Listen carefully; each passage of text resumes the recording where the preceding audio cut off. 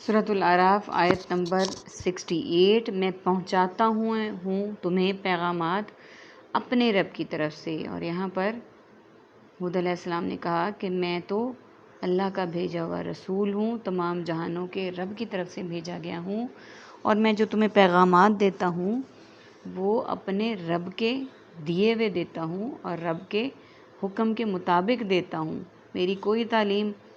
اپنی نہیں ہے، کوئی پیغام اپنا نہیں ہے، کوئی اصلاحات اپنی نہیں ہے۔ وَأَنَا لَكُمْ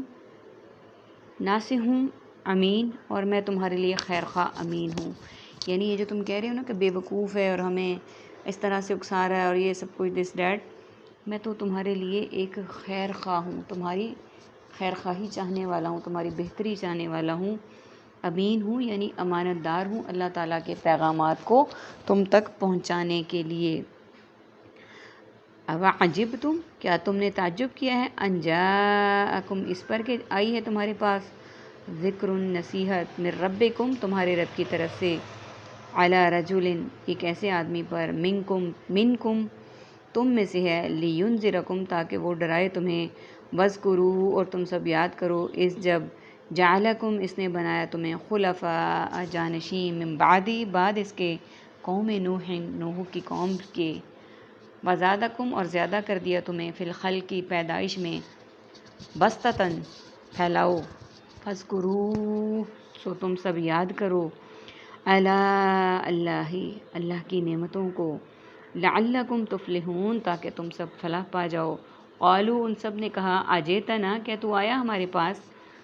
لنعبد اللہ، تاکہ ہم عبادت کریں اللہ کی، وحدہ، اس اکیلے کی، ونذر، اور ہم چھوڑ دیں اسے جو،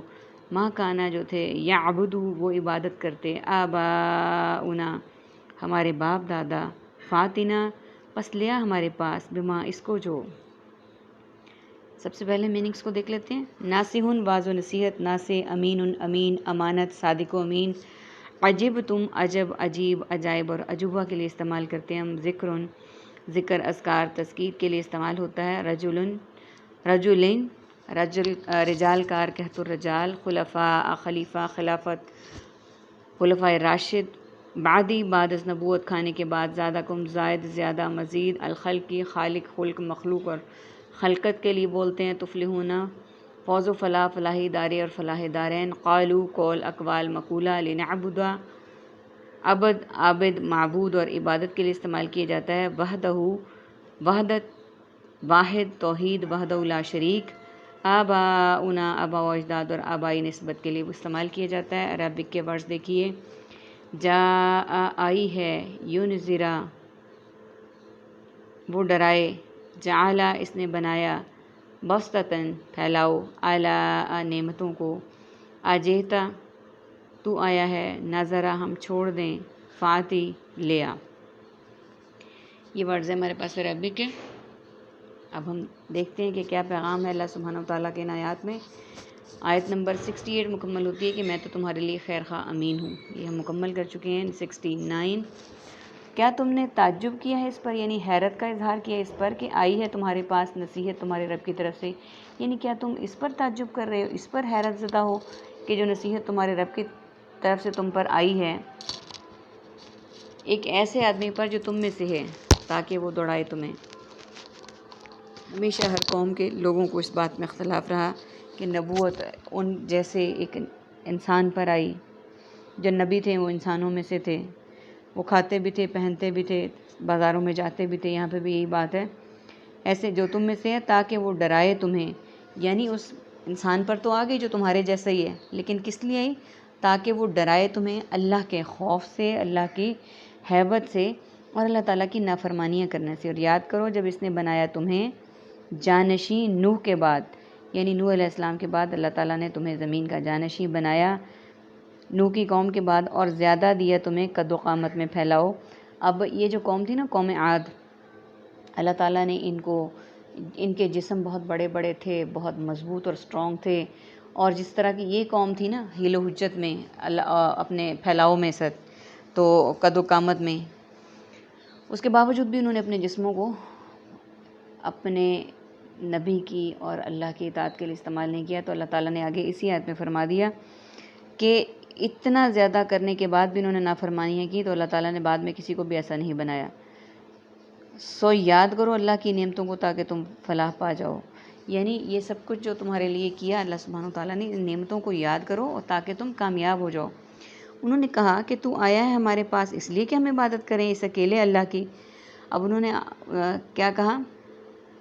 ہود علیہ السلام کو کہ تو اس لیے آیا ہمارے پاس کہ ہم عبادت کریں اس اکیلے رب کی، یعنی اللہ جو واحد ہے جس کی عبادت کا تم کہہ رہے ہو ہم اس کی عبادت کریں اور چھوڑ دیں اس کو جو عبادت کرتے تھے ہمارے باپ دادا۔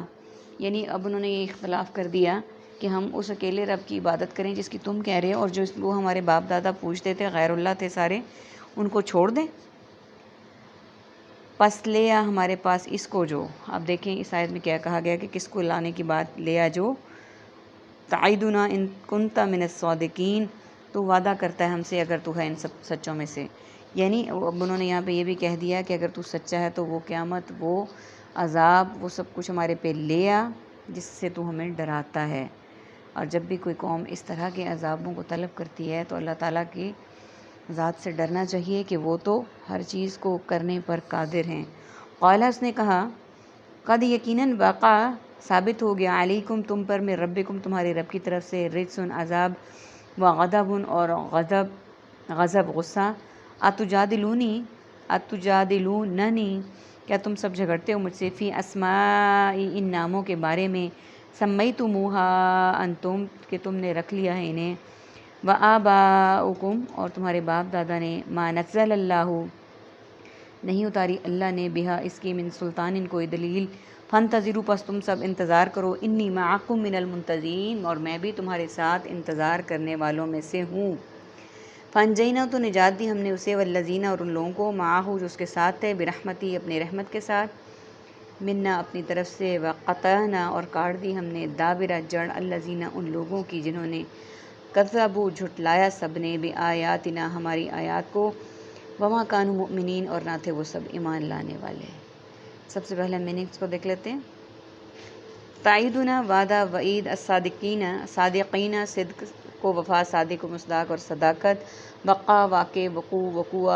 موقع محل، علیکم علیحدہ، علی الاعلان اور علی العموم، غضب غضبناک ہونا، تجادلوننی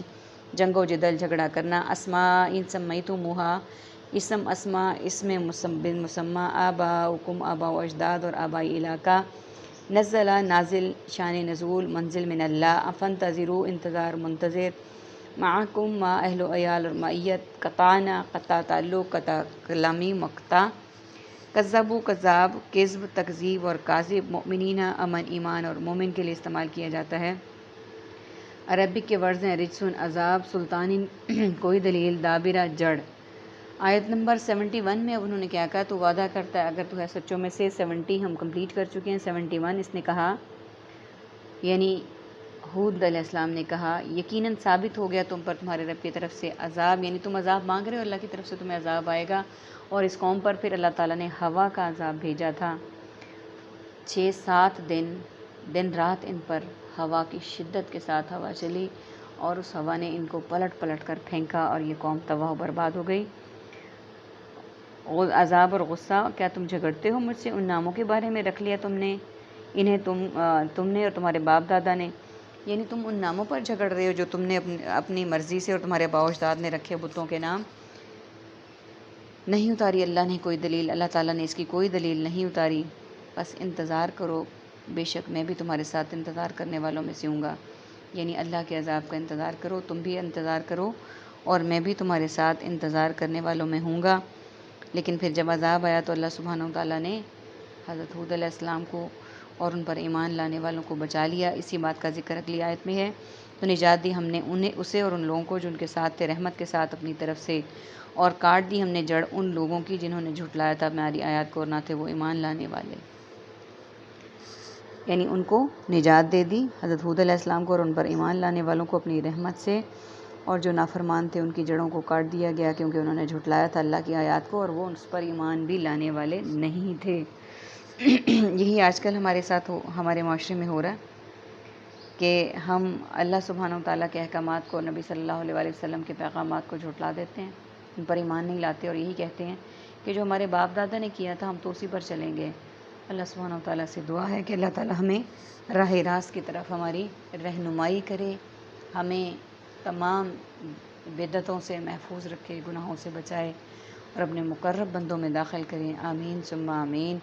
وآخر دعوانا ان الحمد للہ رب العالمین۔ سبحانک اللہم وبحمدک نشہد ان لا الہ الا انت نستغفرک ونتوب الیک۔ السلام علیکم ورحمۃ اللہ وبرکاتہ۔